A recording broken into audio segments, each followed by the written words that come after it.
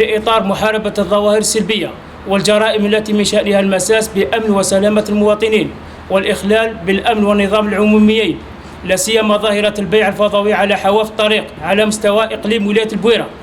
قامت وحدات السرية الإقليمية لأمن الطرقات للدرك الوطني بالبويرة بعملية مداهمة واسعة النطاق تستهدف الباعة الفوضويين لمختلف المأكولات والمواد الغذائية المتواجدين على حواف طريق السيار لغرض منعهم من مواصلة نشاطهم المخالف للقوانين والأنظمة المعمول بها.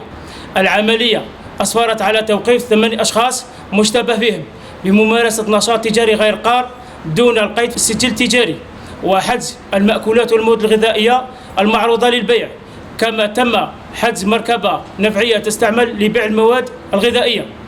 سيتم إنجاز ملفات قضائية ضد المعنيين وسيتم تقديمهم أمام الجهات القضائية المختصة فور الانتهاء من التحقيق.